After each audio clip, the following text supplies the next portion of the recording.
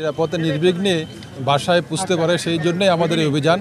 এবং অভিযানে আমাদের নেতৃত্বে আমাদের ডিসি ট্রাফিক মহোদয়, আমাদের ম্যাজিস্ট্রেট মহোদয়, আমাদের এখানে যে মালিক শ্রমিকের প্রতিনিধিবৃন্দ আপনারা সহ আমরা সবাই মিলে অভিযান করছি, যাতে করে কোনোভাবেই কোনো যাত্রীর কাছ থেকে কোনো কাউন্টার, কোনো বাস মালিক ভাড়া বেশি না দিতে পারে। এবং আমাদের সিকিউরিটির জন্য যেটা আমরা করছি যে যেন প্রত্যেকেই যেন যারা যাত্রী হিসাবে আসবে তাদের জন্য ছবি উঠে রাখা হয় এবং তারা যেন আমাদেরকে ছবিটা প্রেরণ করে এবং প্রতিদিনই আমরা এটা চেক করবো এসে যে তারা যাত্রীর ছবি উঠাচ্ছে কিনা।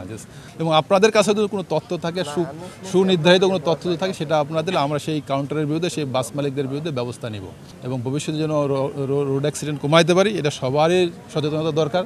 যারা আমরা যাত্রী আছি, যারা আমরা গাড়ি চালক, যারা আমরা পরিবহন সাথে জড়িত, সবাই মিলেই আমরা এই যে রোড সেফটি, যেটা আমাদের যে সড়কের নিরাপত্তা, সবাই মিলে আমরা ইনশাল্লাহ যে অ্যাক্সিডেন্ট গত ঈদে যেভাবে আমরা পালন করছি এবং নিরাপদে নির্বিঘ্নে গেছি, এবারও আমরা আশা প্রকাশ করছি যে আমরা নিরাপদে নির্বিঘ্নে গিয়েই ঈদ উদযাপন করব। কেউ যেন ঈদের আনন্দ যেন বিষাদে পরিণত না হয়, সেই জন্য আজকের এই আয়োজন। আমরা জরিমানা করছি এবং কালকে আরও বেশি জরিমানা হবে। আমাদের এই অভিযানের মূল উদ্দেশ্য হচ্ছে ঈদে যেহেতু আসন্ন আমাদের পবিত্র ঈদুল আজহা আছে, সেই ঈদুল আজহা উপলক্ষে যাতে যাত্রীরা যাতে নির্বিঘ্নে তারা যাতে বাড়ি ফিরতে পারে এবং তাদের কাছ থেকে যাতে কোনো পরিবহন কোনো অতিরিক্ত ভাড়া আদায় করতে না পারে।